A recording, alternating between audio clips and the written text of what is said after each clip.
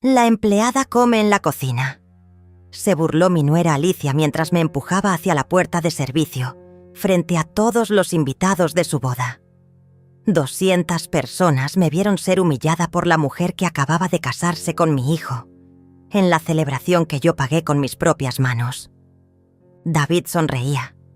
Mi propio hijo sonreía mientras su esposa me trataba como basura.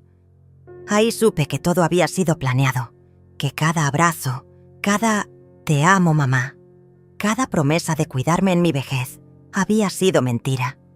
Saqué mi teléfono sin temblar, marqué el número de mi abogado y dije en voz alta para que todos escucharan: «Marco, cancela la inversión de $5 millones para la empresa de David, inmediatamente».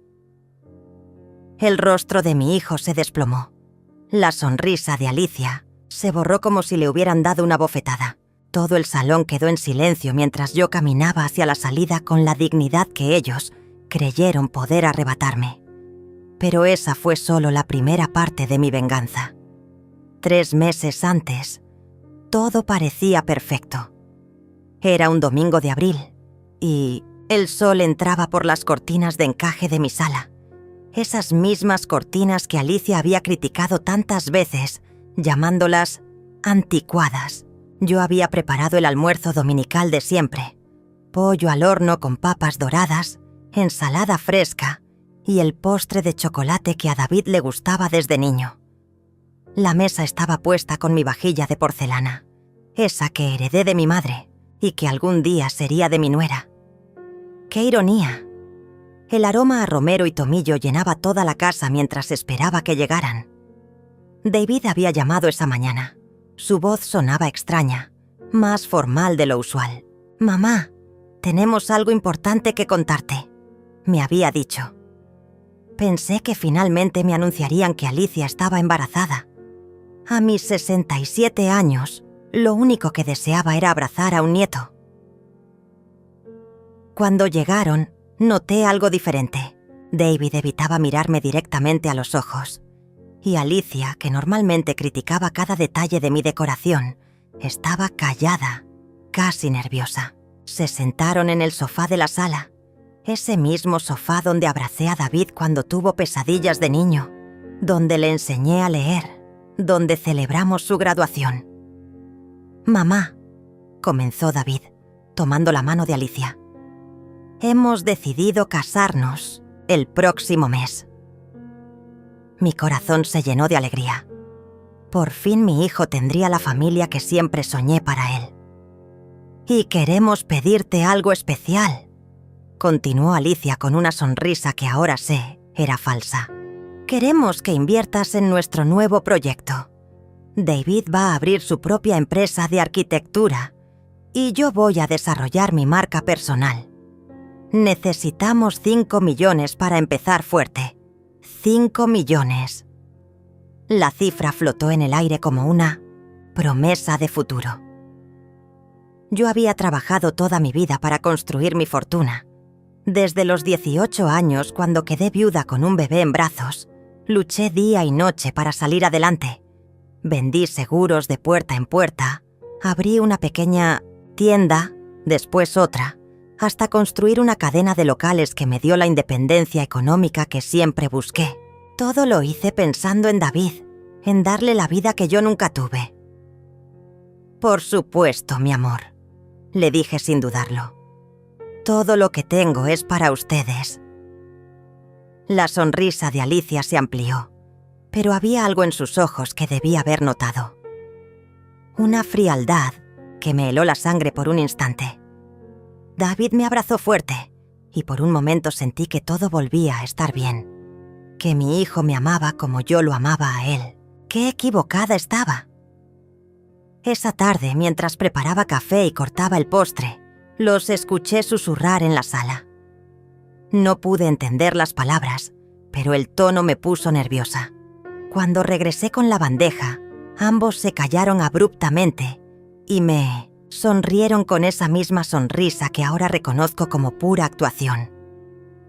«Mamá, hay algo más», dijo David. «Queremos que la boda sea pequeña, íntima, solo familia cercana, pequeña e íntima. Esas palabras resonaron en mi cabeza durante días. David siempre había soñado con una boda grande.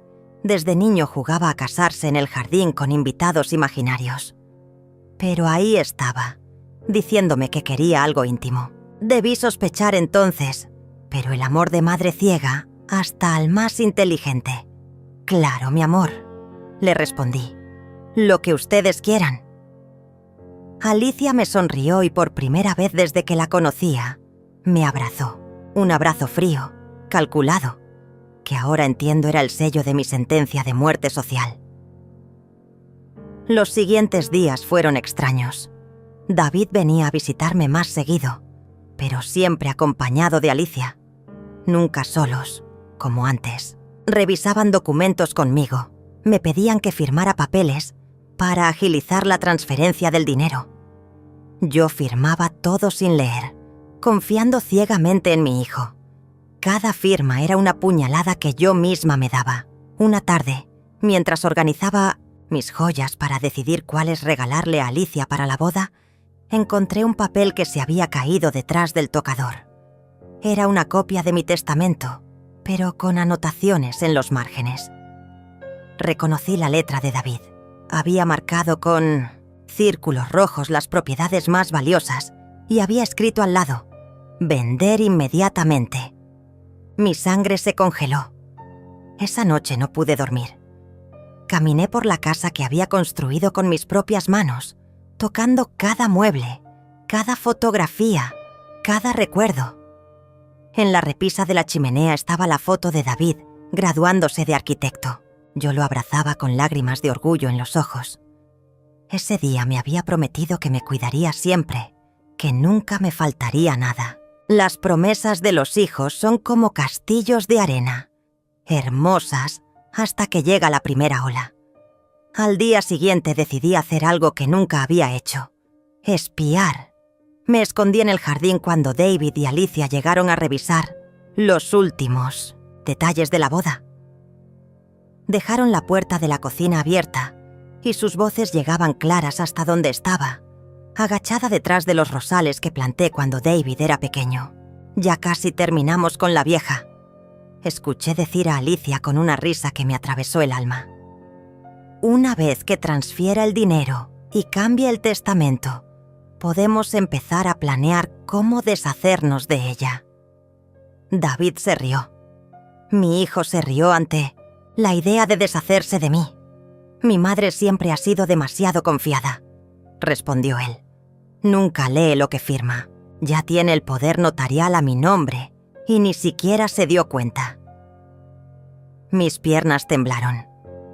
El poder notarial. Recordé haber firmado un documento para facilitar los trámites bancarios. Había sido una trampa. «¿Y si se da cuenta?», preguntó Alicia. «Es una mujer inteligente. Construyó un imperio». «Era inteligente», corrigió David. «Ahora es solo una vieja sentimental que haría cualquier cosa por su hijo. Además, ya empezamos a sembrar la idea de que está perdiendo la memoria. Los vecinos ya empiezan a comentar». El mundo se detuvo. Entendí entonces por qué David había empezado a corregirme cuando contaba anécdotas. Por qué Alicia siempre decía: «¿Estás segura, Yolanda?», cuando yo mencionaba algo. Estaban construyendo la narrativa de mi deterioro mental para justificar lo que venía después. Después de la boda la convencemos de que necesita cuidados especiales. Continuó: «David, hay un lugar perfecto a las afueras de la ciudad. Nadie la conoce allí. Un asilo. Querían encerrarme en un asilo después de robarme todo». «¿Y la nieta?», preguntó Alicia. «Beatriz siempre ha sido muy apegada a su abuela». «Beatriz es menor, de edad», respondió David fríamente. «Yo decido dónde vive y con quién se relaciona. Una vez que la vieja esté fuera del camino, Beatriz entenderá que nosotros somos su familia ahora. Beatriz, mi nieta de 16 años, la única que todavía me abrazaba con amor genuino, la única que aún me llamaba Abuelita, con cariño. Querían alejarla de mí también. Querían borrarme completamente de la vida de todos los que amaba. Me alejé en silencio. Cada paso pesaba como plomo. Llegué a mi habitación y me senté frente al espejo. La mujer que me devolvía la mirada ya no era la misma que había despertado esa mañana. Sus ojos habían endurecido, su mandíbula se había tensado.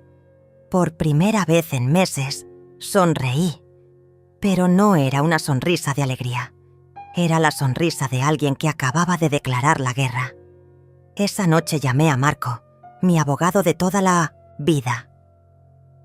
Marco, necesito verte mañana temprano y necesito que sea absolutamente confidencial.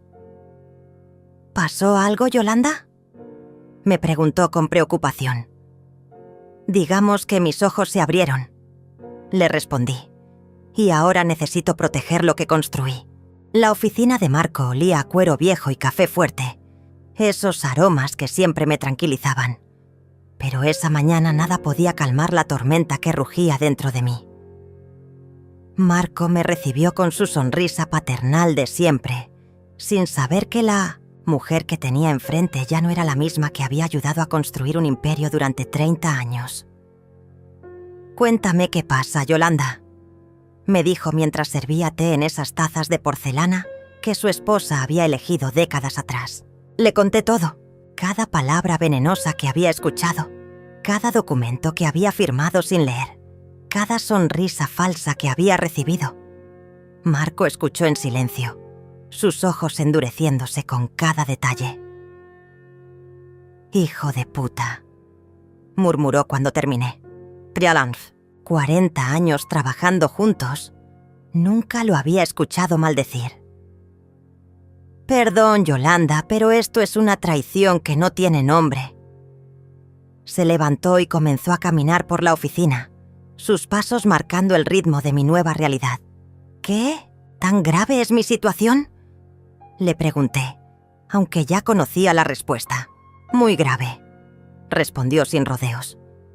«El poder notarial que firmaste les da control sobre tus cuentas bancarias. Pueden mover dinero, vender propiedades, incluso internarte si consiguen 2 certificados médicos que declaren tu incapacidad mental». El aire se volvió pesado. Todo estaba perdido. O eso pensé hasta que Marco sonrió con esa sonrisa que solo mostraba cuando tenía un as bajo la manga. «Pero hay algo que no saben», continuó. «Siempre fuiste muy precavida. ¿Recuerdas el fideicomiso que creamos hace 5 años?» Lo recordaba vagamente. «Pusimos allí el 80% de tus bienes más valiosos. Ese dinero solo puede ser movido con tu autorización personal y la mía. El poder notarial no aplica». Por primera vez en días, respiré aliviada. «¿Entonces todavía puedo luchar?» «No solo puedes», me dijo Marco. «Vas a ganar, pero necesitamos pruebas de lo que planean hacer contigo». Ahí fue cuando entendí que la guerra no había terminado. Apenas comenzaba. Regresé a casa con una misión clara: convertirme en espía de mi propia vida. Durante los siguientes días, actué como la vieja tonta que ellos creían que era. Sonreía cuando David me corregía, asentía cuando Alicia sugería cambios en mi casa, fingía confusión cuando mencionaban fechas o nombres. Pero por dentro, cada neurona estaba alerta, grabando, recordando, planificando. Instalé cámaras de seguridad discretas en la sala y la cocina. Le dije a David que era por mi paranoia de anciana, que me sentía insegura viviendo sola. Él se rió y me dijo que era una excelente idea, que así él podría cuidarme mejor. No sabía que cada palabra que decía quedaría registrada. La primera grabación valiosa llegó 3 días después. David y Alicia habían venido a ultimar detalles de la boda. Yo fingí quedarme dormida en mi sillón mientras ellos hablaban, en la cocina. «La transferencia de los 5 millones ya está autorizada», escuché decir a David. Mañana podemos empezar a mover el dinero a nuestras cuentas. ¿Y ella no sospecha nada?, preguntó Alicia. Por favor, respondió David con desdén. Mira cómo está. La semana pasada me preguntó 3 veces qué día era. Está perdiendo la cabeza más rápido de lo que esperábamos. Se rieron juntos de mi supuesta demencia. Cada risa era una puñalada que alimentaba mi sed de justicia. Después de la boda, llamamos al doctor Sergio, continuó David. Él ya sabe lo que tiene que escribir en el certificado médico. Demencia senil avanzada, incapacidad para tomar decisiones. Con eso y el certificado del psiquiatra que Alicia conoce, podemos internarla sin que nadie haga preguntas. Sergio. El doctor Sergio, que había sido amigo de la familia durante años, que había atendido a David desde niño, que cenaba en mi mesa cada Navidad. Él también estaba comprado. La traición se extendía como una mancha de aceite, manchando hasta los recuerdos más preciados. Mi madre siempre fue muy orgullosa, dijo David. Cuando se dé cuenta de lo que pasó, será demasiado tarde. Estará encerrada y nosotros tendremos todo. ¿Y si trata de contactar a alguien?, preguntó Alicia. ¿Al abogado, por ejemplo? Marco es viejo, tiene casi 80 años. Además, siempre hizo todo lo que mi madre le pidió. Cuando vea los certificados médicos, entenderá que ya no puede representar a una persona mentalmente incapacitada. Tendrá que entregarme todo. Error. Su primer gran error. Marco no era el abogado complaciente que ellos imaginaban. Era un tiburón con 50 años de experiencia y acababan de meterse en aguas infestadas. Esa noche, mientras revisaba las grabaciones en mi habitación, una idea comenzó a formarse. No bastaba con defenderse. No bastaba con proteger mis bienes. Ellos habían planeado destruir mi vida, separar de mí a mi nieta, borrarme de la existencia como si nunca hubiera importado. Merecían algo más que una simple derrota legal. Merecían que les devolviera cada humillación, cada mentira, cada sonrisa falsa que me habían dado. Pero no sería un acto de venganza ciega. Sería justicia fría, calculada, perfecta. Ellos querían jugar con la mente de una vieja.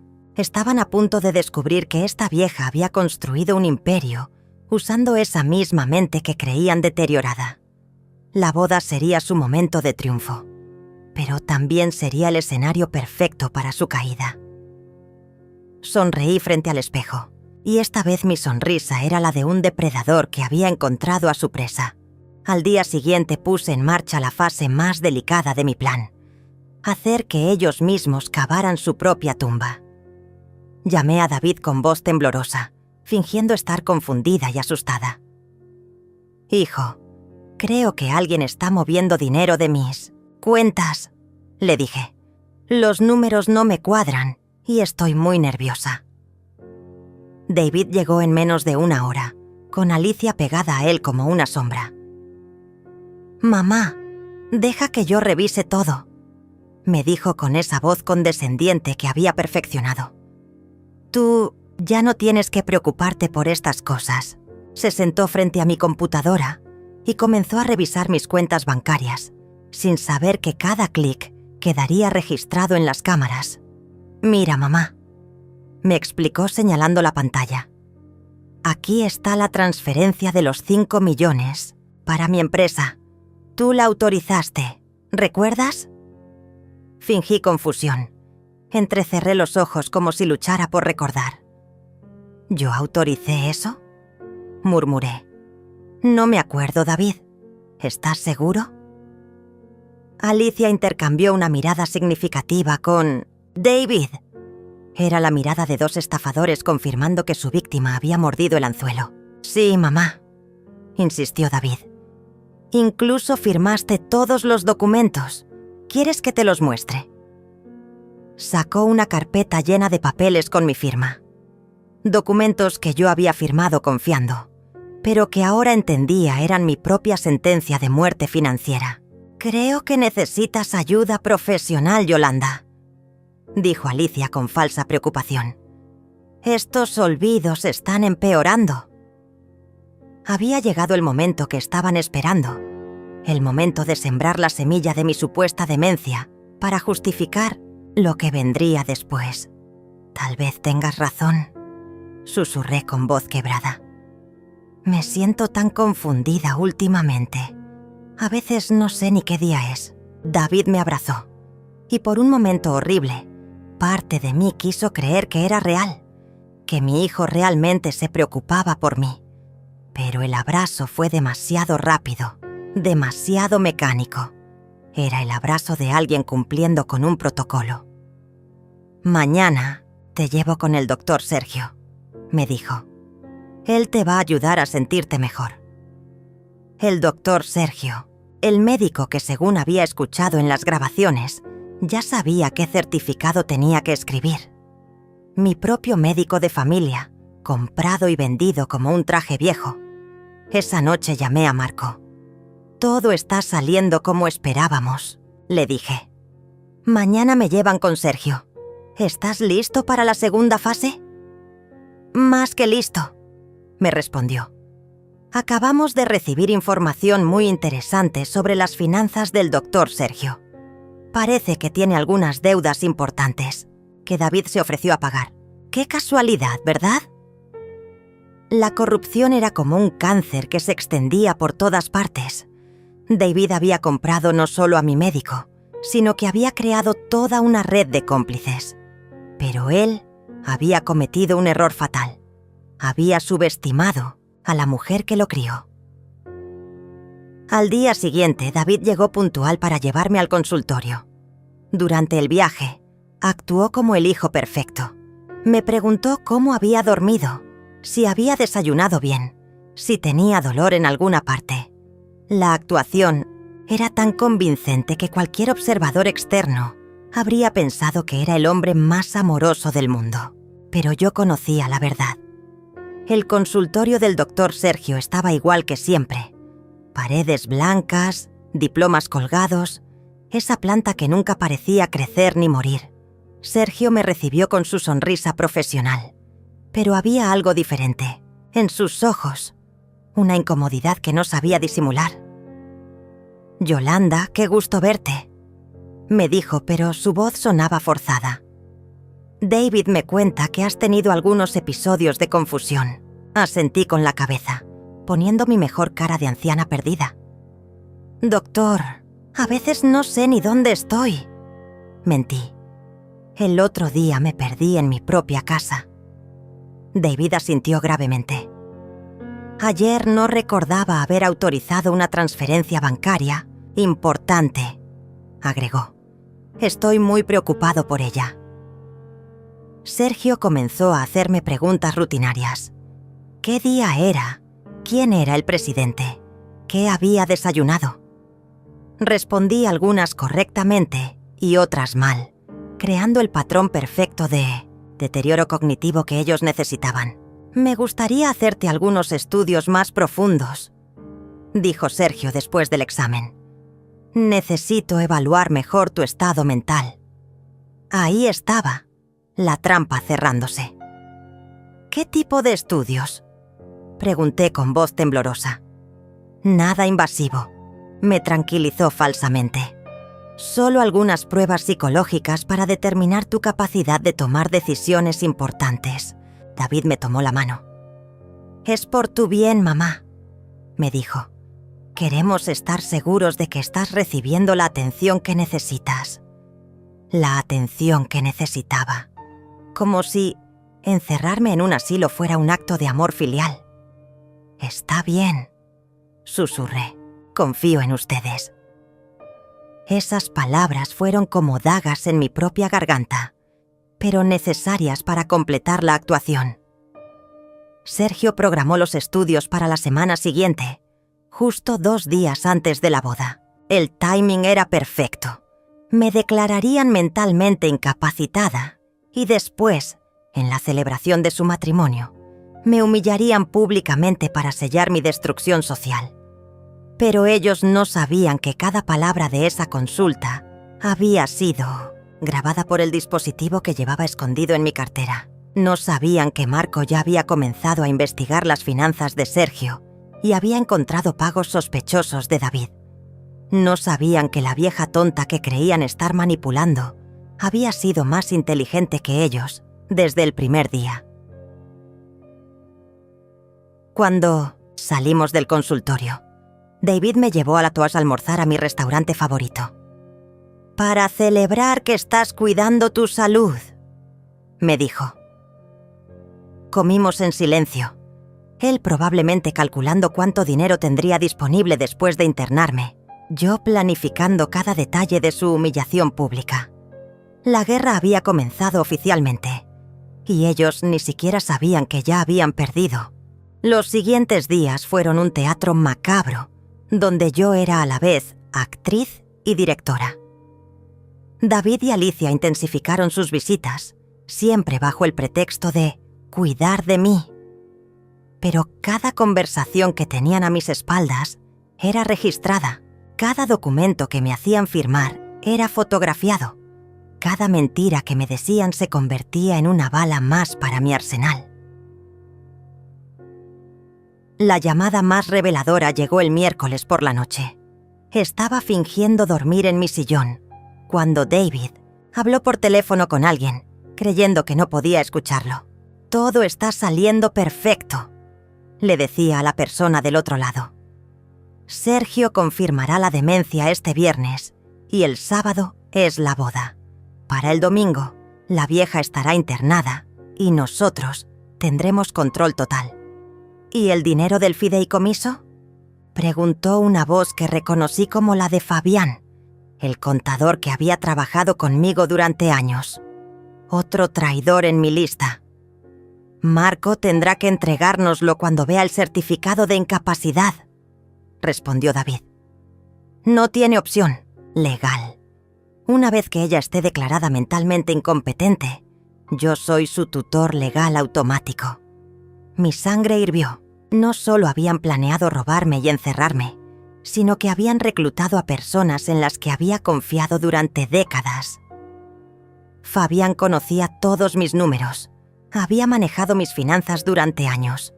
Su traición dolía casi tanto como la de David. «¿Y la nieta?», preguntó Fabián. «Beatriz es problema tuyo ahora», respondió David fríamente. «Una vez que su abuela esté fuera del camino, Beatriz entenderá quién manda en esta familia. O se adapta o se va. Se va». Querían echar a mi nieta, a la única persona pura que quedaba en toda esta pesadilla. Beatriz, que venía a visitarme todos los miércoles después del colegio, que me ayudaba a regar las plantas, que aún me llamaba abuelita, con amor genuino. Sobre mi cadáver.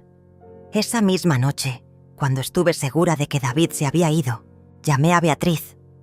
«Abuelita, qué sorpresa», me dijo con esa voz alegre que siempre me derretía el corazón.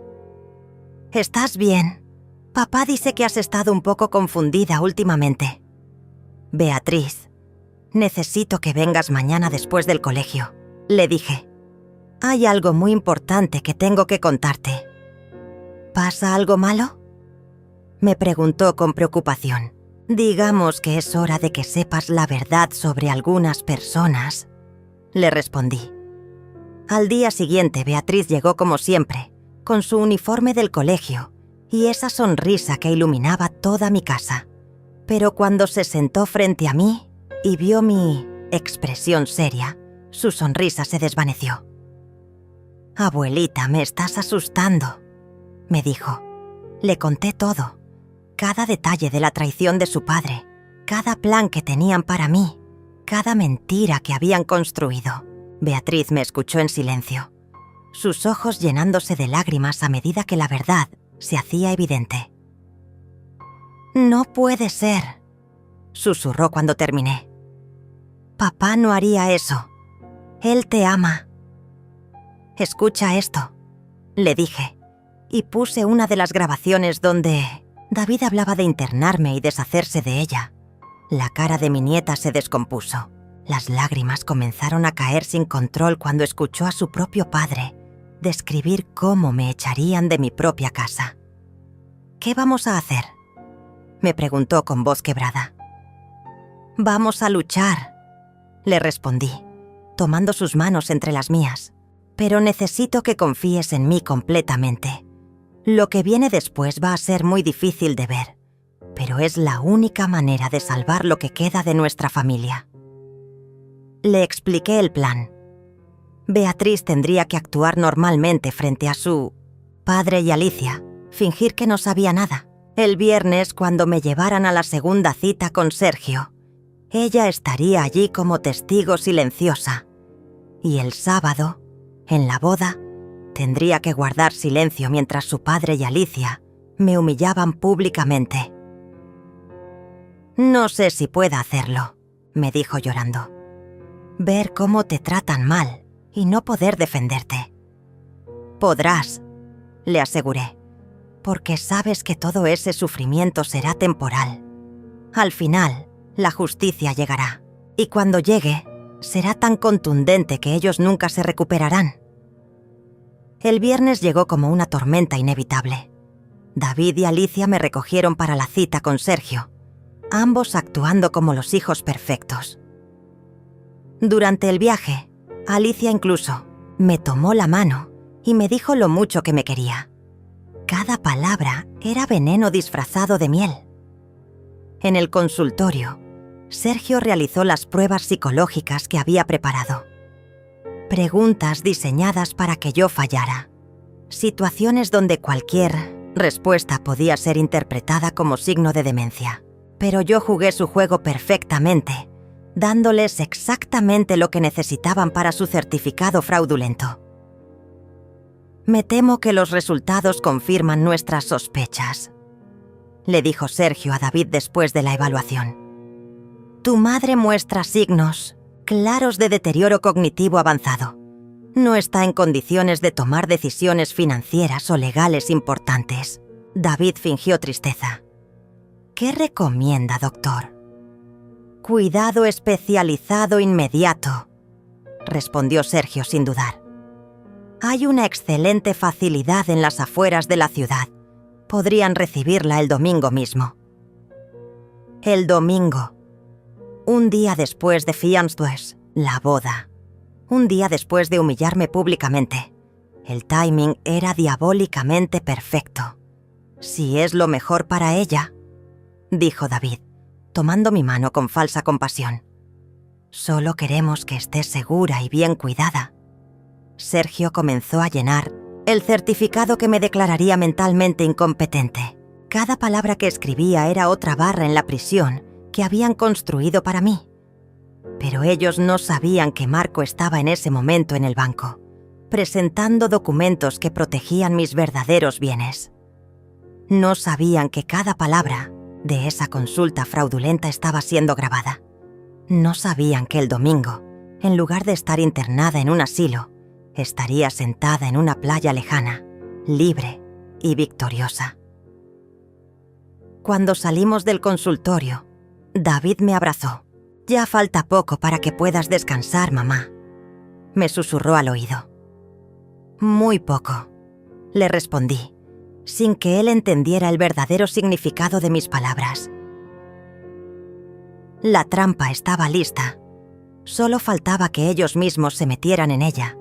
El sábado amaneció con un cielo despejado, como si hasta el universo fuera cómplice de la farsa que estaba a punto de desarrollarse.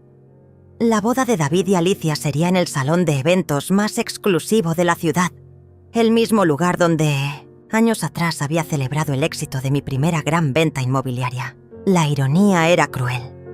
El lugar de mi mayor triunfo se convertiría en el escenario de mi humillación pública. Me vestí con especial cuidado esa mañana.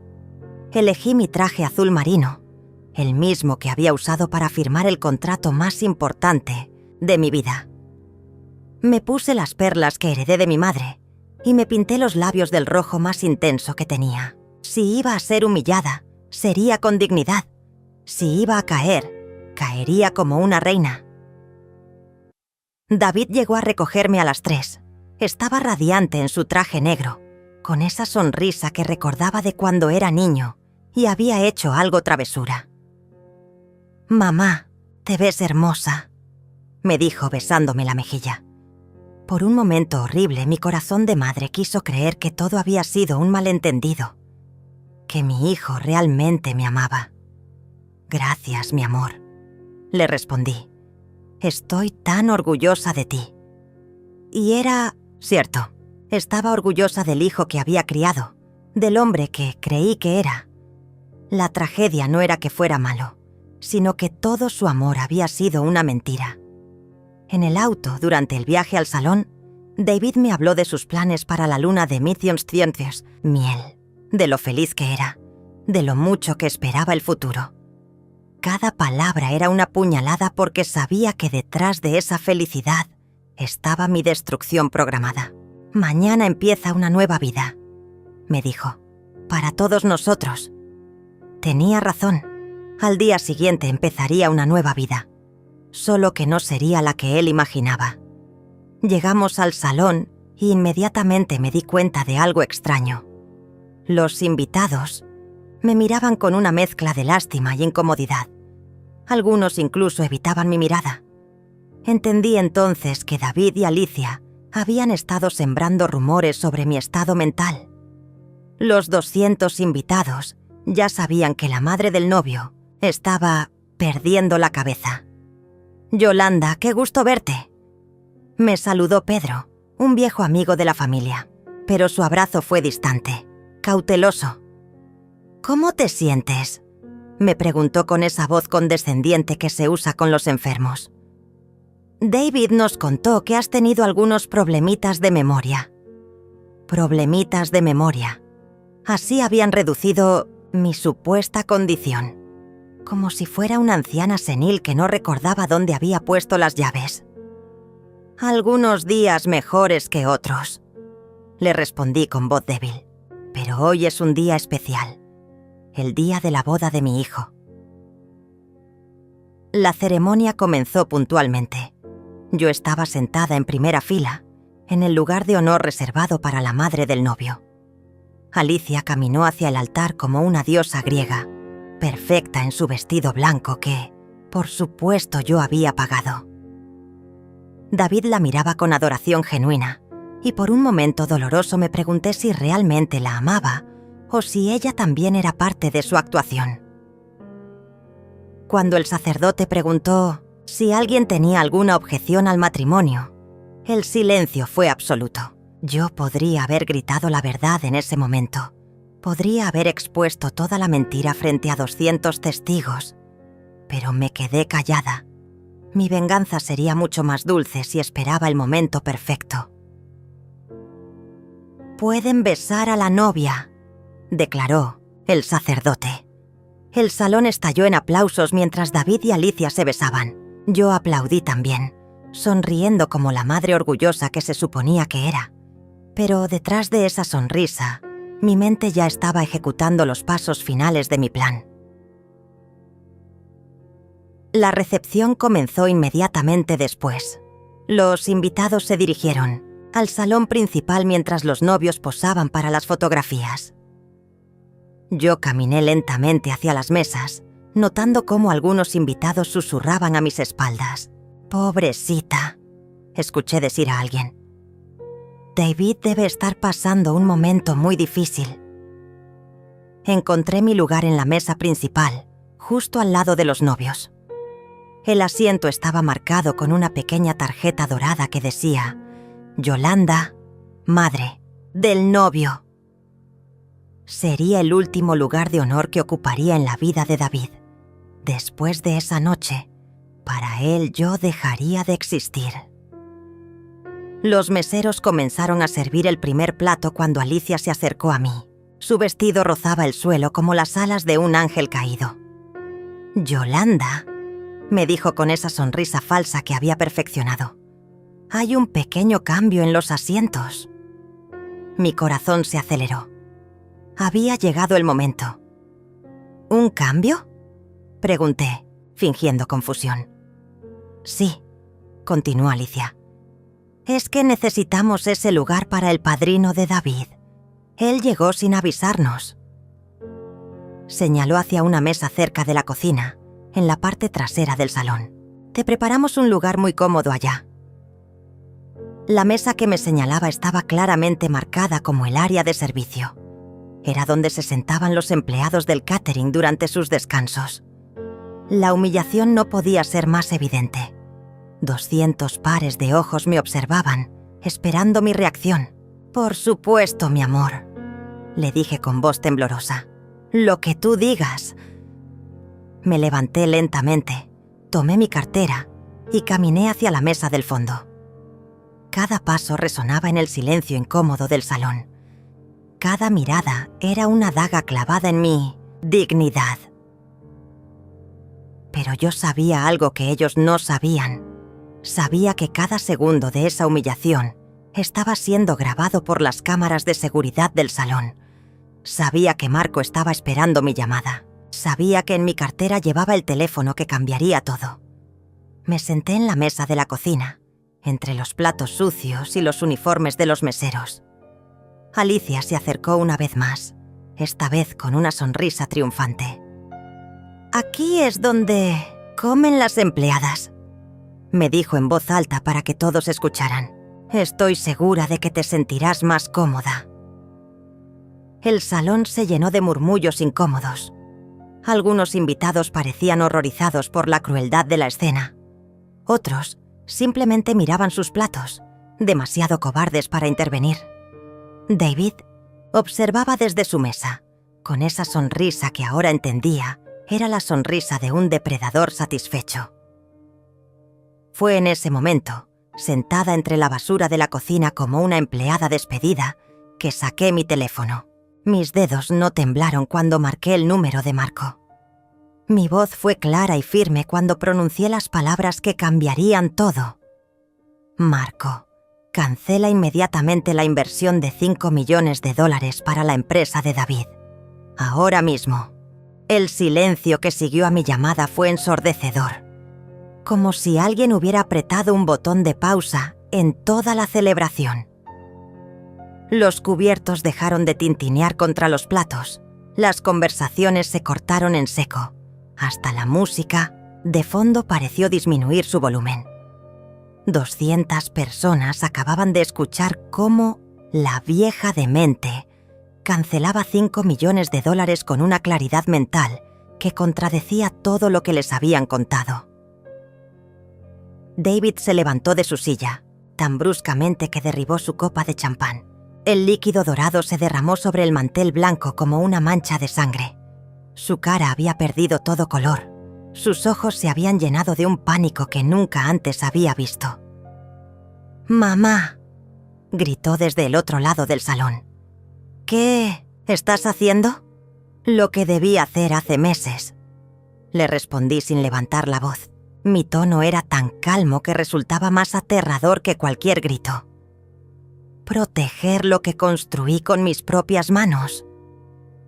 Me levanté de la mesa de la cocina y caminé hacia el centro del salón. Cada paso era firme, decidido.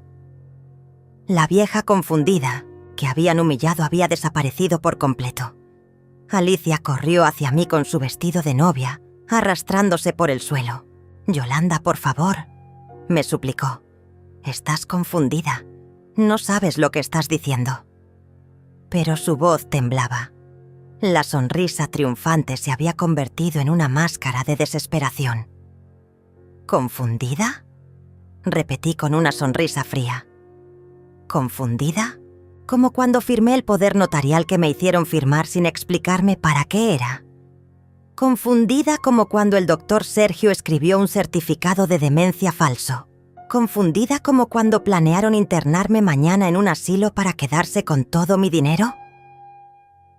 El salón se llenó de murmullos de shock. Los invitados comenzaron a entender que no habían sido testigos de la excentricidad de una anciana, sino del desenmascaramiento de una estafa familiar.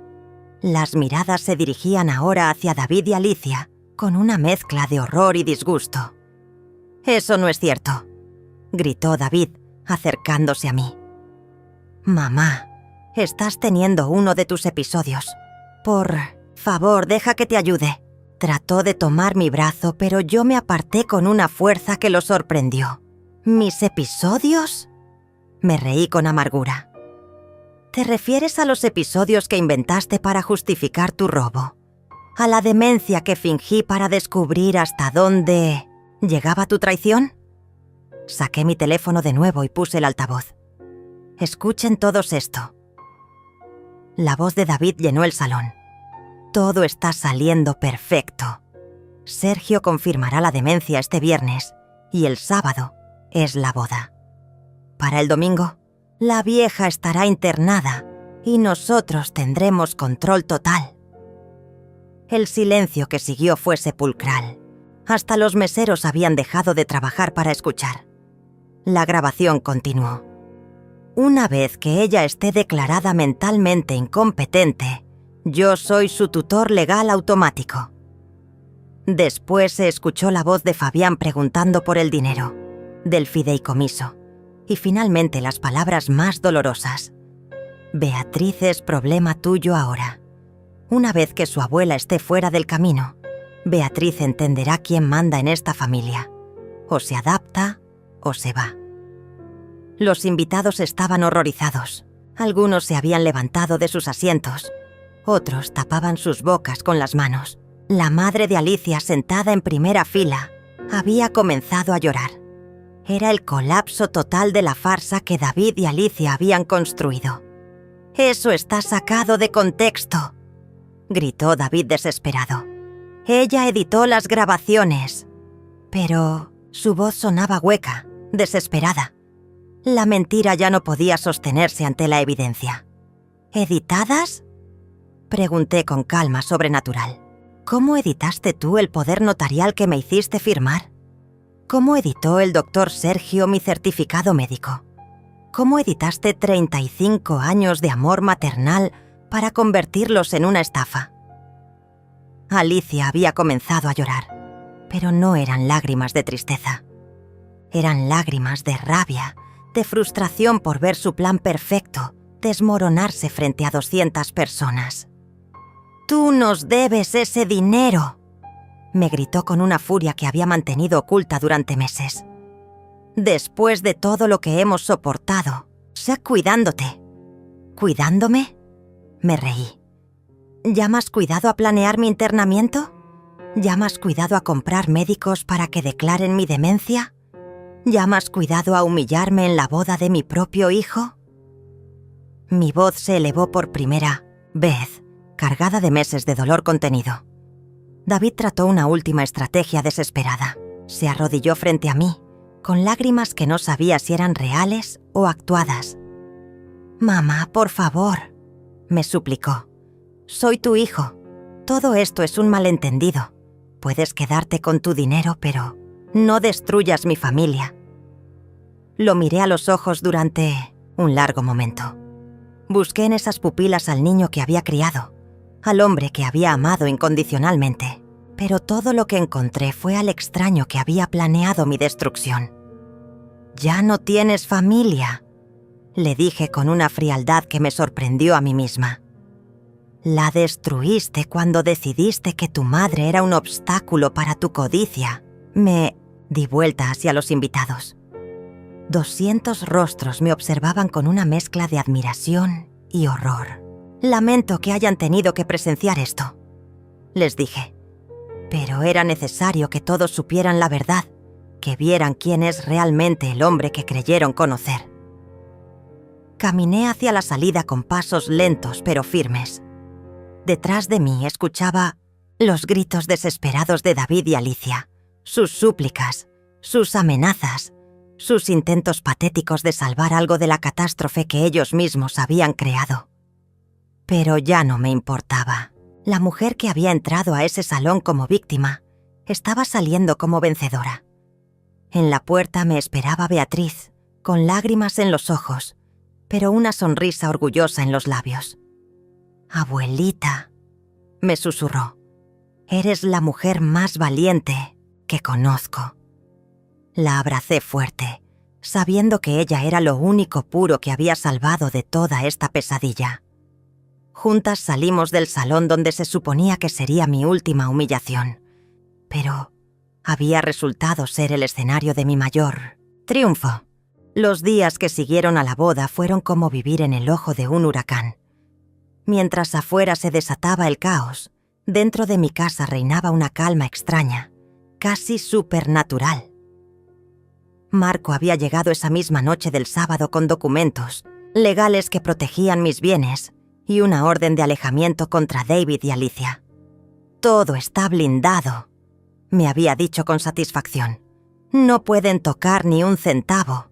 El domingo, el día que se suponía que sería internada en un asilo, lo pasé sentada en mi jardín tomando té y viendo cómo las rosas que había plantado años atrás florecían con una intensidad que no había visto antes.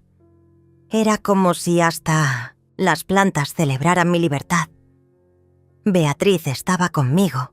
Había decidido quedarse a mi lado sin que yo se lo pidiera.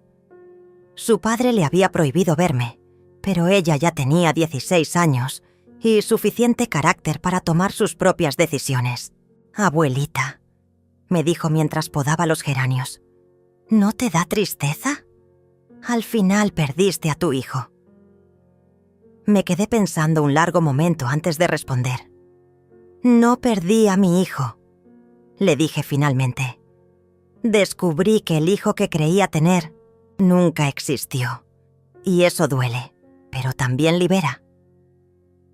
El lunes comenzó el verdadero espectáculo. David apareció en mi puerta a las 6 de la mañana, gritando y golpeando como un hombre poseído. «¡Mamá, abre! Tenemos que hablar». Su voz estaba rota, desesperada. Ya no era el hombre controlado y calculador que había planeado mi destrucción. Era un niño grande que acababa de descubrir que sus padres no le comprarían el juguete que quería. No abrí la puerta, pero sí activé la grabadora. Cada palabra que gritaba quedaba registrada para la posteridad. «Te lo ruego. Sin ese dinero mi empresa quebrará. Alicia me va a dejar. Todo se está cayendo a pedazos». Era fascinante escuchar cómo su mundo perfecto se desmoronaba en tiempo real. Alicia llegó media hora después y juntos montaron un espectáculo digno de telenovela. Ella lloraba dramáticamente mientras él pateaba mi puerta. «Yolanda, por favor, piensa en tu nieta. Beatriz necesita una familia unida». Era increíble cómo trataban de usar a mi propia nieta como arma emocional, sin saber que ella estaba sentada a mi lado, escuchando todo y moviendo la cabeza con disgusto. Al mediodía llegó la policía. Alguien había llamado reportando disturbios. Cuando los oficiales vieron a David y Alicia gritando frente a mi casa y yo les mostré la orden de alejamiento, no tuvieron más opción que escoltarlos fuera de mi propiedad. «Señora», me dijo uno de los policías, «si vuelven a molestarla, no dude en llamarnos». Pero ellos no se rindieron. Si no podían llegar a mí directamente, encontrarían otras maneras. El martes aparecieron en mi puerta 2 hombres trajeados, que se presentaron como abogados de David. «Señora Yolanda», me dijeron con voces melosas, «nuestro cliente está dispuesto a llegar a un acuerdo. Él renunciará a cualquier reclamo sobre sus bienes si usted le permite conservar los 5 millones ya transferidos». Me reí en sus caras. «Dígale a su cliente que no hay acuerdo posible, que debió pensar en las consecuencias antes de planear mi destrucción». Los abogados intercambiaron miradas incómodas. Era obvio que David les había contado una versión muy diferente de los eventos.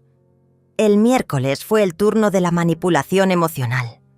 Alicia publicó un video en redes sociales donde aparecía llorando, con los ojos hinchados y la voz quebrada.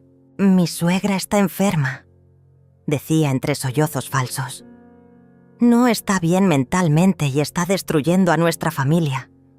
David solo quería cuidarla, y ahora ella lo está castigando por amarla». El video se volvió viral en horas.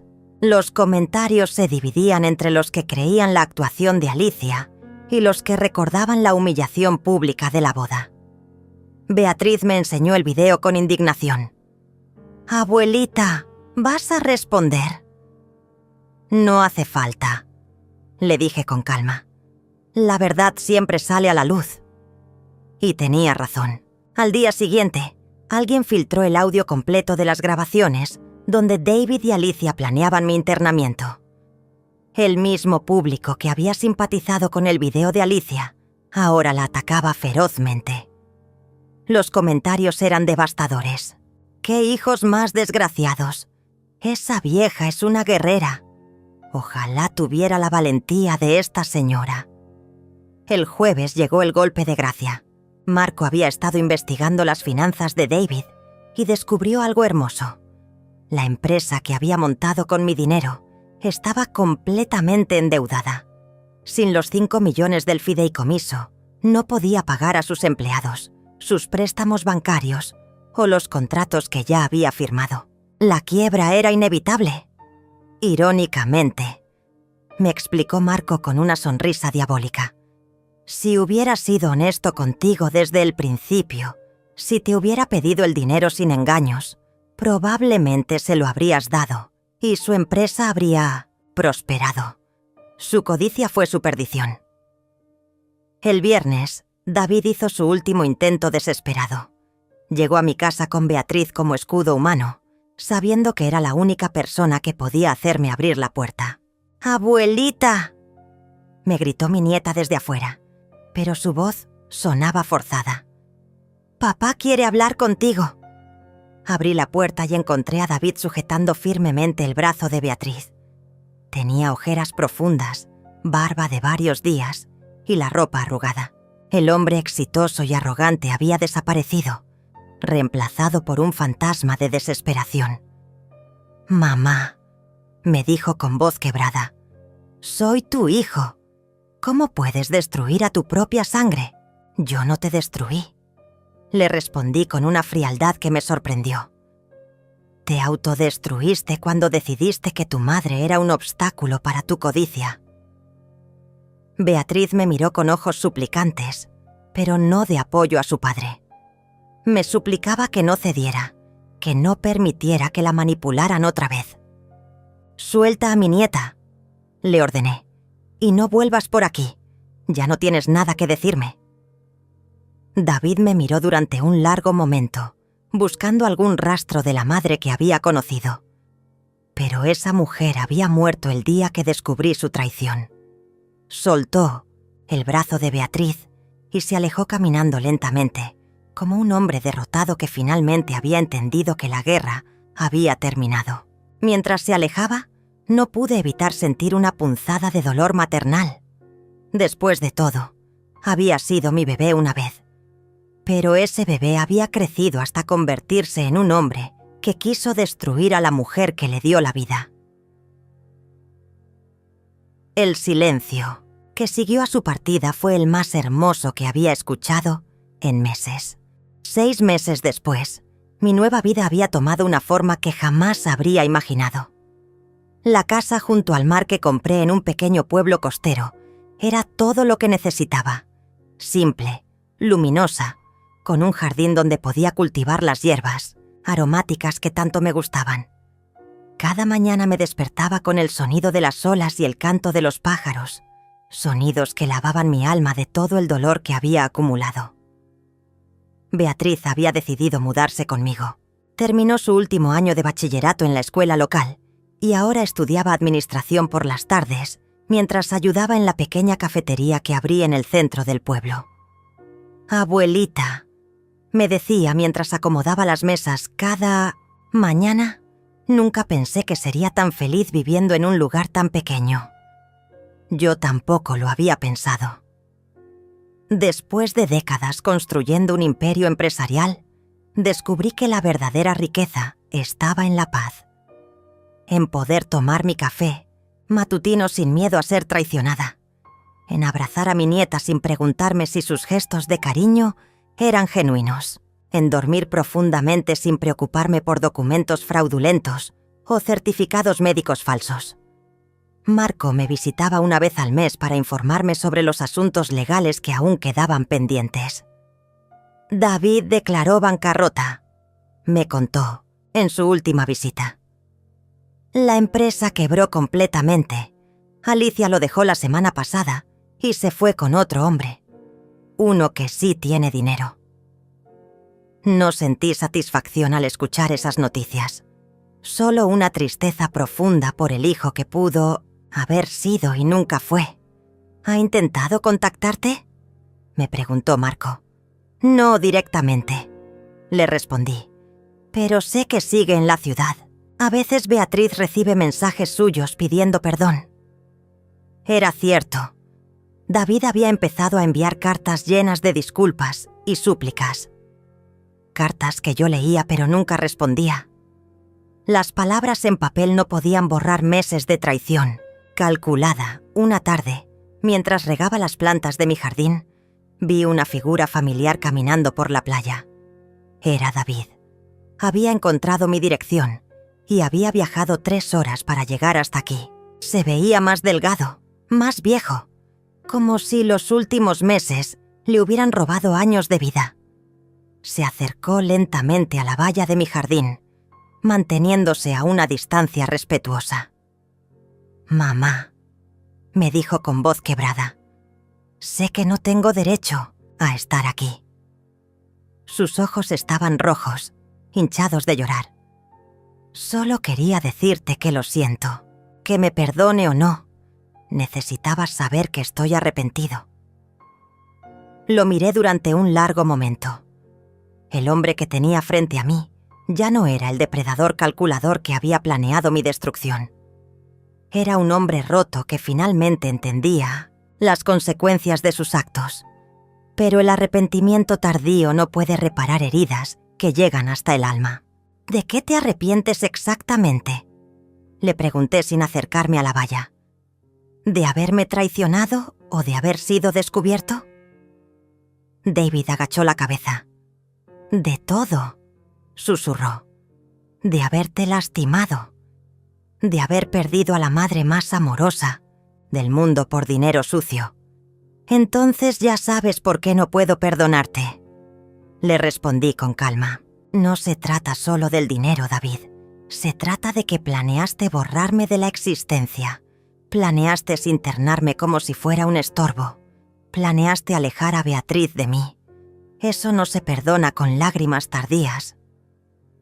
David comenzó a llorar abiertamente.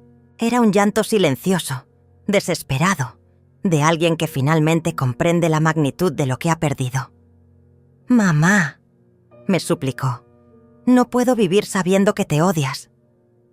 «No te odio», le dije, y era verdad. El odio requiere energía que prefiero usar en ser feliz.